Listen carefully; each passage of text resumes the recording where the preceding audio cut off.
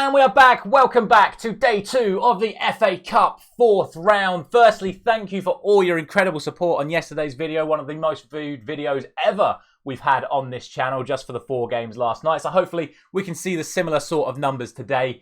And man, I did warn you that yesterday's games are going to be hard to predict. And we were almost in a position where all 4 games ended as a draw, which they said on commentary would have been a 0.1% chance of happening. So the fact that we were able to just predict one of them to be a draw and the other games to be very, very close, I'll take that as someone who tries to do their best with these prediction series. However, the big talking point, of course, though, is was Man City's goal legal? For me, under the rules, it wasn't. I know that a lot of people are saying it should stand, and believe me, I believe it should stand under what I think the rules should be, but I think under the rules of current football, Vicario left the floor and Ruben Diaz jumped into him, therefore it should have been a foul, and Manchester City should have drawn another blank at Tottenham. But it is what it is. City progress, Tottenham are out, and all 3 of the other games were draws. So, man, tough predictions. And if you think they're going to get any easier today, believe me, they're not. We have got 6 matches for you in the FA Cup today, and they are some absolute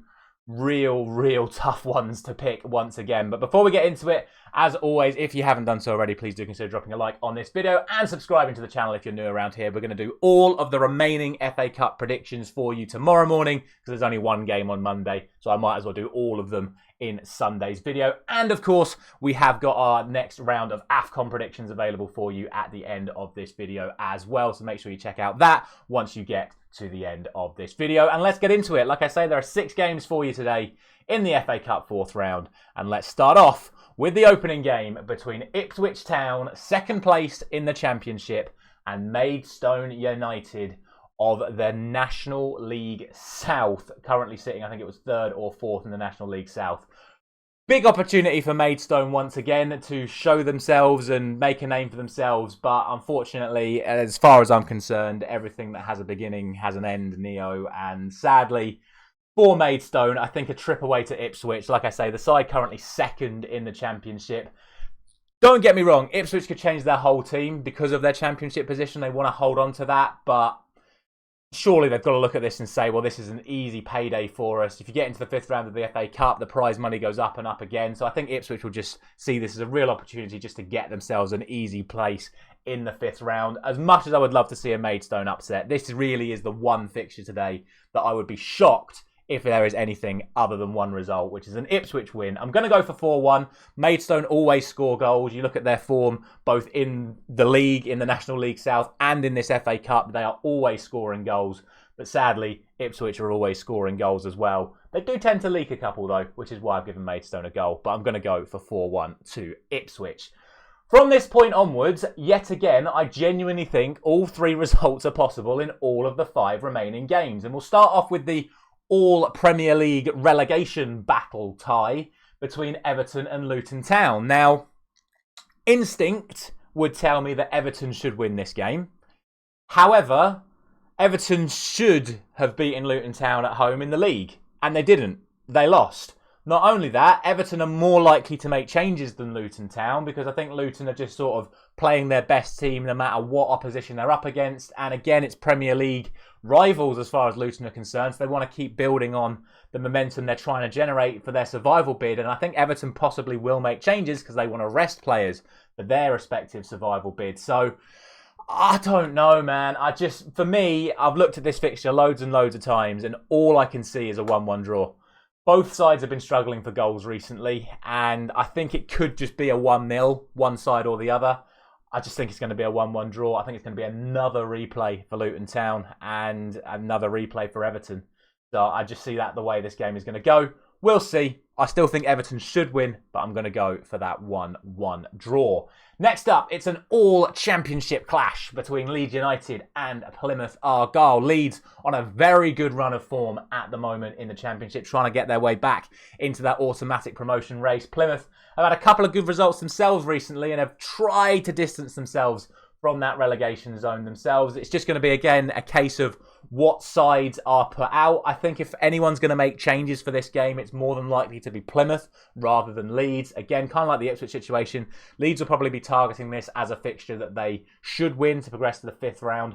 Plymouth, on the other hand, are going to be more thinking about prioritising their survival bid in the Championship, so are probably more than likely to make the most changes.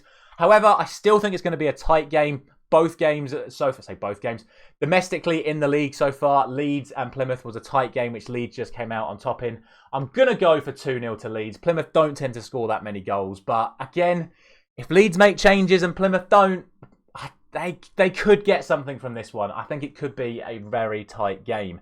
Speaking of tight games, the next one is another all-championship clash between Leicester and Birmingham City. Now, Birmingham obviously sacked Wayne Rooney a few weeks ago, and since Tony Mowbray's come in, they drew their first game away at Hull, which was a very good result, and then have won their next 2 games, one at home and one away. On the flip side, since all of Leicester's best players have gone to the African Cup of Nations, they haven't won. So even though they're running away with the Championship, 2 poor results for Leicester and 2 very positive results for Birmingham mean that this game has nearly plateaued out. I'm still just going to go for a Leicester win. I'm going to go for 2-1. However, if Leicester make changes today because they feel like they're slipping a little bit in the league and Birmingham go for it, Birmingham definitely could get a result in this one. So watch this space. I think this is probably the biggest chance of an upset today, and I think Birmingham definitely have a strong chance of pulling it off.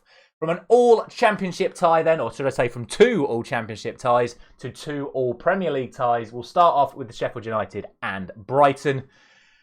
I'm going to look at this more as if it was a Premier League fixture. Sheffield United have done very well under Chris Wilder, but Brighton have started to get their big players back over the last few weeks, and the results have started to come with it. I think Brighton will just edge this one, very similarly to the Leicester one I've just gone for. I'm going to go for 2-1 to Brighton.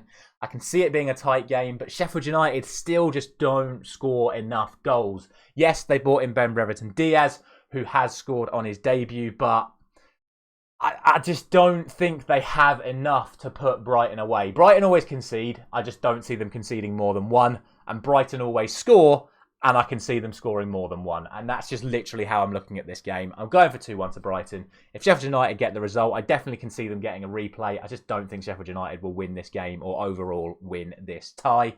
And then finally, it is Fulham and Newcastle. Now, Fulham have been playing some very good football recently. Obviously, unlucky, in my opinion, not to get something off of their EFL Cup semi-final with Liverpool. Over the course of the 2 legs, Fulham are going to be very disappointed that they didn't progress to Wembley. But sadly, they did fall at Anfield in the last game of Jurgen Klopp's tenure before announcing he's leaving Liverpool. Newcastle, on the other hand, are still flip-flopping just due to the injury crisis. There's no getting around it. They have so many players injured. They still have so many players unavailable for this game. But what that does mean is that they're going to play their strongest available side, because if they don't play their strongest available side, they're quite literally playing academy players. So it's a weird way of looking at it. Is that good for them because it's consistent and they're going to be playing their best possible team? Or is it going to be another case of they're going to be very tired because the fixtures are still just keep coming for them? Yes, they've had a little bit of a break, but I just think this is Fulham's game to lose, and I think Newcastle probably don't need this. I know that they're probably in a position where they're thinking, well, this might be our only chance of accomplishing anything this season. They're not realistically going to achieve anything in the Premier League. They may scrape into a European place, but I don't see them getting into a Champions League place as things stand. They're obviously out of the EFL Cup, and they're out of the Champions League and Europe in general. So this is really all Newcastle have got left to hold on to, but I think at Craven Cottage, it's going to be a Fulham win. I'm going to go 2-0 to Fulham, but we shall see. Like I said, once again, all 3 results available in this one, as I feel for most of the games today. But as always, let me know all of your thoughts down in the comment section. It's going to be another fascinating day of FA Cup action. And don't forget to check out my AFCON prediction video for today as well. That will be available for you underneath me right now. Thank you very much for watching. I'll see you very soon.